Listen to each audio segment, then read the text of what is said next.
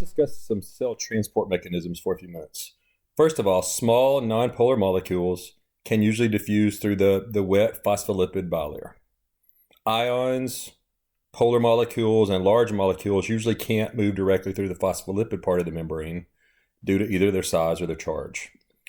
If they're going to move in and out, they usually have to do that with the help of either a channel or a carrier protein. So let's talk about passive transport first. This is a type of transport that doesn't require the cell to use any of its own ATP or energy. The process is powered by energy, usually heat from the environment. Passive transport mechanisms include diffusion, simple diffusion, osmosis, and facilitated diffusion. So diffusion is the movement of materials from high concentration to low concentration until equilibrium is achieved. Once equilibrium is reached, particles are still moving back and forth, but net diffusion ceases. This is how the majority of the materials are transported in your cells. And again, it doesn't require the cell to use any of its own energy. It saves energy for maintaining homeostasis, doing repair, and cell reproduction. Osmosis is a special type of diffusion. It's the diffusion of water. So let's be clear about the definition of osmosis. In terms of water, water moves from areas of high water concentration to areas of low water concentration. But oftentimes we define osmosis in terms of the solutes, the materials that are dissolved in the water. And in terms of solutes, water moves from areas of low solute concentration, and that means high water concentration, to areas of high solute concentration, which means areas of low water concentration. We also sometimes define osmosis in terms of the words hypotonic and hypertonic. Hypo means less solute than what we're comparing it to, and hyper means more solute than what we're comparing it to. So in terms of those words, water always moves from hypotonic areas to hypertonic areas.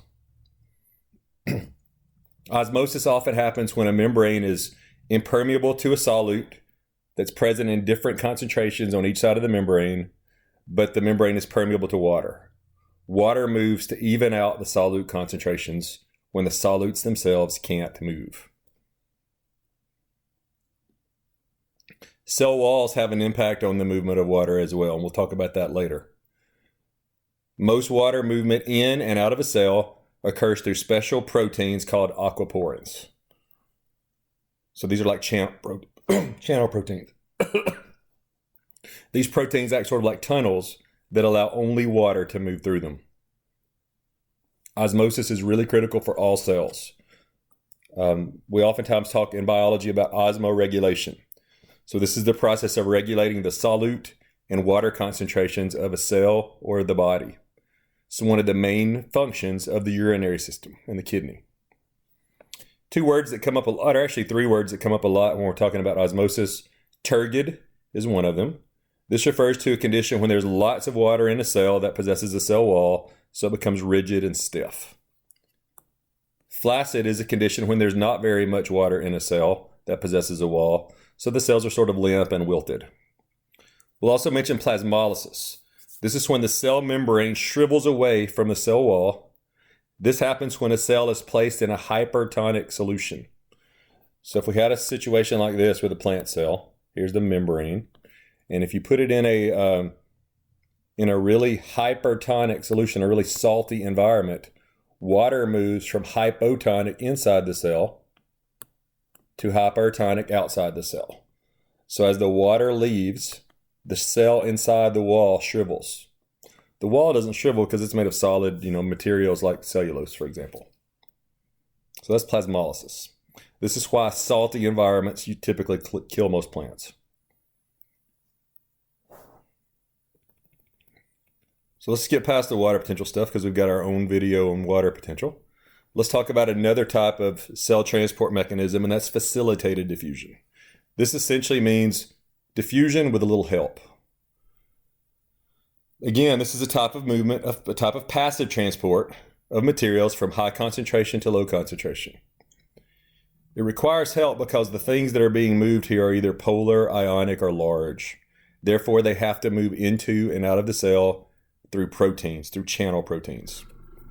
Again, aquaporins are a good example of this. These are channel proteins that help water to move through facilitated diffusion. There are also gated ion channels, which move sodium and potassium ions in and out of neurons, like during an action potential. Active transport is a type of transport that requires the cell to use energy, usually in the form of ATP.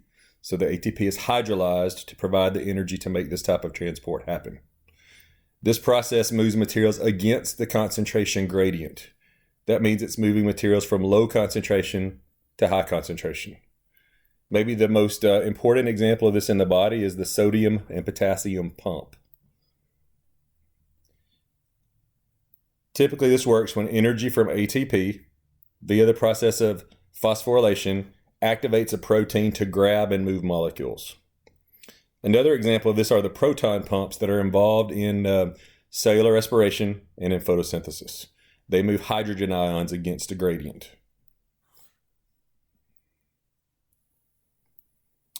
Bulk transport is another type of active transport.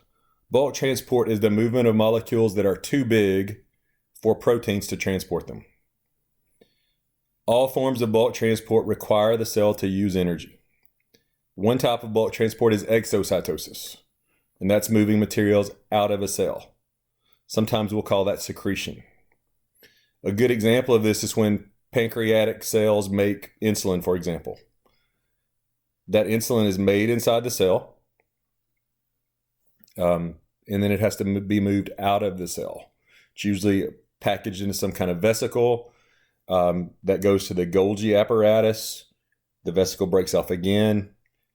The vesicle fuses with the cell membrane, and the hormone, in this case insulin inside, is pushed out of the membrane and into the interstitial fluids, the fluids around the cell. Endocytosis is the opposite of exocytosis. So this is the movement of large materials into a cell. There's two types of endocytosis we'll talk about. Phagocytosis is the transport of large solid particles into the cell. It usually involves a cell surrounding the particles with the membrane and engulfing them. And once those particles are engulfed, they're usually enclosed in a vesicle, and the lysosome will usually help to carry out the process of intracellular digestion within the cell. A white blood cell taking in a bacterial cell and then breaking it down is a good example of this. Pinocytosis is a mode of taking in smaller particles, usually particles that are dissolved or suspended in the extracellular fluid, but it's taking in lots of them. But otherwise, it's very similar to phagocytosis. Now, co-transport is something that has been talked about a lot on the AP exam recently. So co-transport is a process in which two substances are simultaneously transported across a membrane by one protein, or maybe a protein complex. This protein complex doesn't hydrolyze ATP. It has no ATP-ACE activity. Co-transport is still sort of a type of active transport. Usually one of the substances moves with the concentration gradient from high concentration to low concentration. The movement of this substance provides the energy to transport the other substance against the concentration gradient from low to high concentration. A good example of this is the sodium glucose symporter. So a sodium potassium pump in a cell pumps sodium out of the cell. So we end up with a high concentration of sodium outside the cell and a low concentration of sodium inside the cell. Well, this glucose symporter will allow the sodium to come back in, and that sodium moves from high concentration to low concentration. As it moves through that protein, it provides the energy to move glucose from low concentration of glucose to high concentration of glucose. So the glucose is transported using the energy from the movement of the sodium ions. When both substances are transported in the same direction, like we saw in my example up there, the protein is called a symport. When the substances are transported in opposite directions, the protein's called an antiport. So the example we saw is the absorption of glucose by the epithelial cells in the gut lining. And that's the where it's co-transported with the sodium ions rather, as we see up here. All right, that's it for Unit 2.